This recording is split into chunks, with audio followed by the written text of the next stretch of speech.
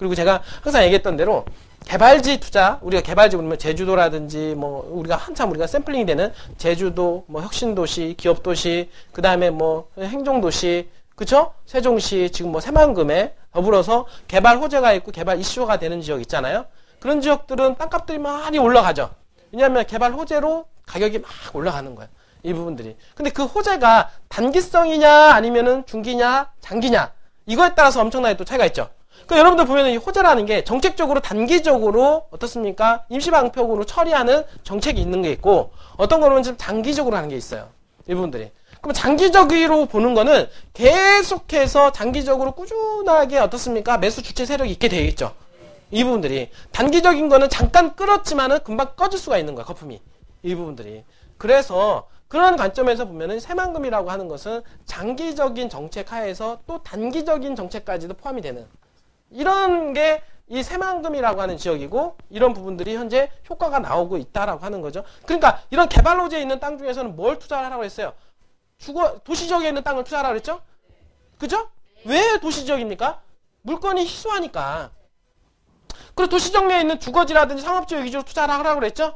왜냐면 도시 지역 내에 있는 주거지 상업지역 있고 녹지 지역 있잖아요. 아니면 도시 지역 있고 비도시 지역, 농림 지역이라든지 뭐 이런 지역도 있죠?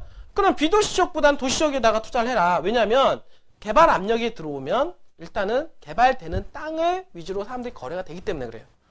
그러니까 도시지역 땅을 보게 되죠, 일단은. 그죠? 그 다음에 또 어떻습니까? 바람이 불게 되면 시적으로 주거지 상업지역으로 약속된 땅들이 개발 행위가 이루어지면서 땅값이 올라간단 말이에요. 일단은.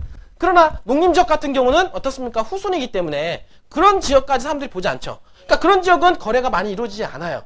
그리고 시적으로 가격 변동률이 많이 높지 않습니다. 그러나 주거지 상업지역들은 가격이 어떻게 되냐면 개발 호재에 따라서 개발 기대감으로 어떻습니까? 계속해서 가격 변동폭이 크다는 얘기죠. 알겠어요? 그래서 제주도가 평균 뭐 집가 상승률 어떻습니까? 14%, 15%. 제주도가. 그럼 여러분들 생각하면 아이, 얼마 안 되네. 여러분들 제주도가 예를 들어서 집가 상승률이 전년 대비 14%다라고 했을 때 얼마 안 되는 것처럼 보이세요? 자, 땅으로만 봤을 때 여러분들 자 14%라고 하는 건 은행금리가 2%, 3%라고 했을 때 은행금리보다는 7배가 더 많죠.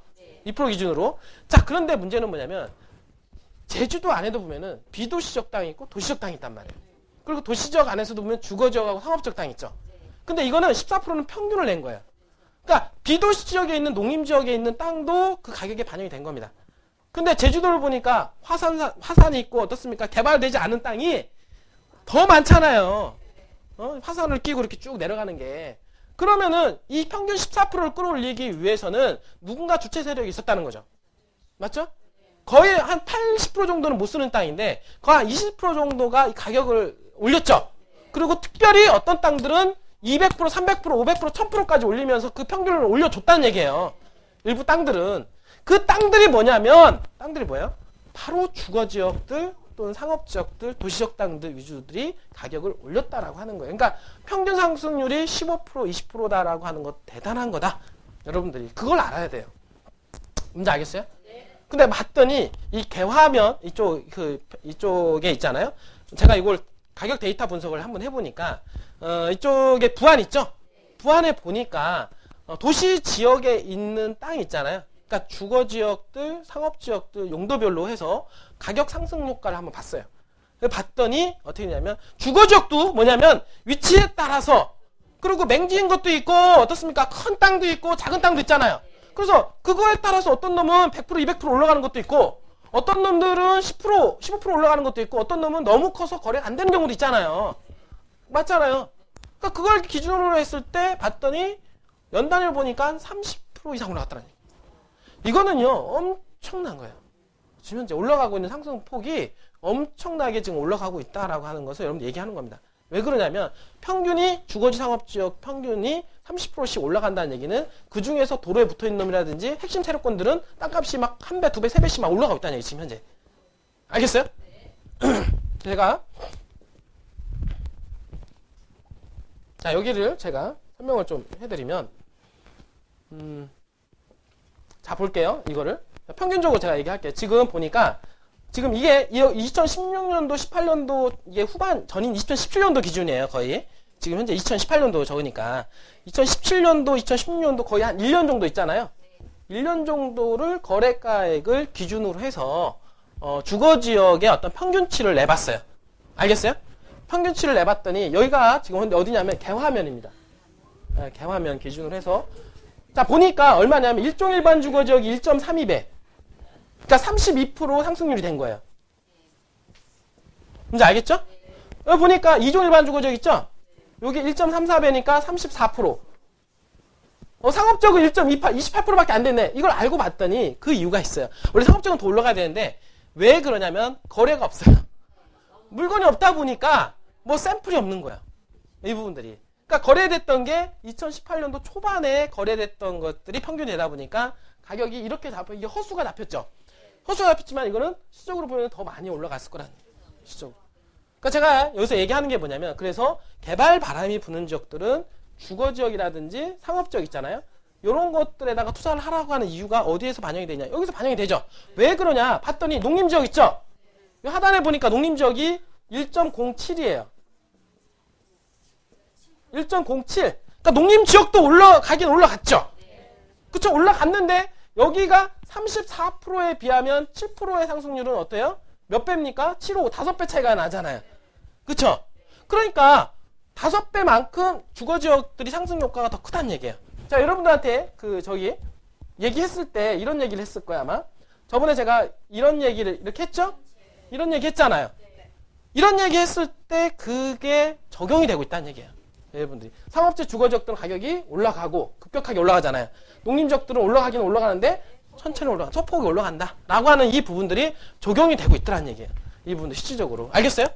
왜 개발지에다가 주거지 상업지역에다가 묻어야 되느냐에 대한 근거 자료가 나오게 된 겁니다. 이 부분들, 특히 개발지 같은 경우는. 알겠어요? 그래서 이런 방송을 보니까 사람들이 다 주거지 사러 가는 거예요. 제 유튜브 방송을 보고 나서 그 사람들이 뭐 새만금 주거지, 그러니까 더 올라가. 이 부분들이. 제가 또 다음 거 볼게요. 자, 이걸 보니까 이거는 뭐냐면 자, 동진면입니다. 동진면.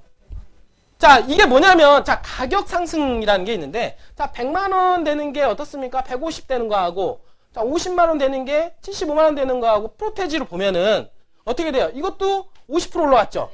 이것도 50% 올라간 거예요. 그쵸? 절대치로 하면은 여기 50만 원 올라갔고 여기는 25만 원 올라갔지만 절대 기준으로 보면은 상승률로 따지면은 똑같다는 거죠. 그쵸? 그러니까 여러분들 개화면 뭐 의복리라든지 뭐 이런데 물론 가격이 상승폭은 컸어요. 그죠? 상승폭은 컸지만은 어떻습니까? 원래 가격이 비싼 데다가 거기서 상승폭은 컸죠. 컸지만은 이 동진면을 보니까 어떻게 돼요? 여기가 지금 1.37배죠. 그쵸? 그 전에 걸 보니까 아까 32배였죠. 거기나 여기나 상승 속도 면에서는 어떻습니까? 떨어지지는 않는다라는 거예요. 알겠어요? 지금 우리가 동진면 우리가 봉황리 하고 있잖아요. 봉황리 하고 있는데 이 봉황리 일대가 우리가 뭐 새만금에 가까워 있는 뭐 의복리 개화리 거기보다도 그렇게 뚝 떨어지는 건 아니다라고 하는 거예요. 가격 상승 효과가 같이 가고 있다는 얘기예요. 지금 현재. 뭔지 알겠어요? 지금 그러니까 이제 그런 상황에서 지금 현재 절대적인 가격적인 부분으로 보면은 개화리 의복리보다도 가격이 싸죠. 지금 현재. 싸지만 앞으로는 더 올라갈 수 있는 부분들이 이제 시작점이라는 거예요. 왜냐면 제주도 같은 경우 한번 10년 동안 올라갔어요. 근데 여기 올라가는 게 이제 시작인 거예요. 그렇죠. 새만금 개발공사 들어가면 이 상승폭이 더 길게 더 커질 겁니다. 이게 지금 37% 이렇게, 이거는 지금 왜 프로테지가 이렇게 많이 나오는 게 주거지역을 기준으로 해서만 37%예요. 맞죠? 근데 이게 농림지역까지 만약에 애니멀 평균을 시키면은 당연히 14%에서 15% 떨어지겠죠. 맞죠? 그러니까 제주도의 상승률하고 비슷한 거예요. 그 얘기는 뭐냐면 그렇지만 일반 주거지역이 상승률이 37%인데 전반적으로 다 올라왔다는 얘기예요. 30%가. 그러면은 그 중에서는 넓은 땅도 있고 맹지도 있고 어떻죠? 그런 땅도 있죠. 그런데 실적으로 근데 도로가 붙어 있고 그 다음에 거기에 걸맞는 땅들은 엄청나게 상승했다는 거죠. 알겠어요? 근데 이러한 부분들이 이제 시작에 불과하다는 여러분들이. 이제 여기가 시작이다. 이런 상승도 어떤 지역에 가보면은요, 그냥 똑같아요. 이렇게 개발지가 아닌 데는 똑같아 그냥 이렇게 돼 있어요. 농림지역, 그쵸? 자연녹지, 주거지역, 상업지역이 그냥 이대로 2016년도나 2018년도나 똑같아요. 근데 우리가 지금 여기 보니까 기울기가 있죠. 기울기가 엄청나게 올라가고 있잖아요. 여기 보니까 상수 같은 경우는 74%까지 올라.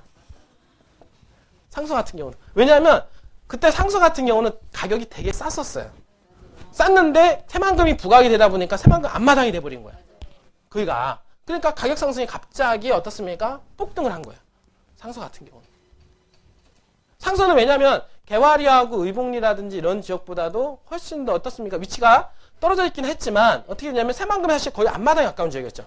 그렇죠? 그러다 보니까 옛날에는 그렇게 두각을 안 피우다 보니까 상당히 저평가가 된 지역으로 알려졌는데 어느 날 갑자기 어떻습니까? 새만금 바람이 불면서 너무나도 저평가되어 있던 지역이 갑자기 폭등을 하게 된 거예요. 알겠어요? 이 부분들이. 그래서 가격적인 부분이 전반적으로 나중에는 이렇게 같이 맞춰가는 이 부분들이 있는데 이러한 프로테지 30, 아까 뭐 동진권 뭐 36%, 38% 이런 것들은 이제 뭐의 시작에 불과하다라고 하는 거예요, 여러분들. 제주도가 몇 년을 갔듯이 이렇게 가면 여기도 내가 보기에는 3년, 5년 사이에 결국에는 어때요? 상승 추세에 있는 땅을 사야죠. 맞죠? 이렇게 가는 걸 타야지 가만히 있는 땅을 사야 되겠습니까? 그쵸? 조금 가격이 올라가더라도 상승세에 있는 놈을 타야 단위 시간당 3년이든 5년이든 먹을 게 있는 거예요. 이분들이. 예? 여러분들이. 그러니까 지금 제가 여러분들한테 얘기하는 거는 지금이 새만금의 투자 정말로 혹이다라고 하는 거예요. 제가 여러분들한테 얘기를 한 적이 있을 거예요. 뭐냐면 자, 가격이 비행기가 이렇게 떼서 이렇게 올라갔죠? 이렇게 올라간다고 얘기했잖아요. 제가 얘기했을 겁니다. 그동안은 달려왔어요. 언제 문재인 대통령이 당선되기 전까지는 열심히 달려온 거예요. 왜냐하면 조금 가다가 달려와서 비행기가 뜨기 위해서 이때 비행기가 떴어요. 뭐냐면 그 힘이 대통령이 당선이라고 하는 힘은 바로 이 새만금을 개발시켰다라는 개발 심리를 자극을 크게 한 거예요. 그러니까 비행기가 좀 뜬 겁니다. 이제 떠서 작년 2017년도 2018년도 오는 과정 속에서 어떻습니까? 이만큼의 상승률이 있었던 거예요. 알겠어요? 그래서 이런 상승률이 아까 그게 반영이 된 거죠. 근데 요 시점에서는 뭐냐면 이게 새만금 개발공사 있죠. 새만금 개발공사가 설립 단계에서는 요 단위 시간보다는 어떻습니까? 요 단위 시간, 같은 단위 시간하고 비교했을 때 상승폭이 있죠. 훨씬 더 많아진다는 거죠. 이제 앞으로는. 지금이 어떻게 보면 새만금 개발공사 설립이 되는 2019년도 2018년도 9월달 있죠. 9월달까지가 지금이 가장 어떻게 보면은 새만금 투자의 적기가 되는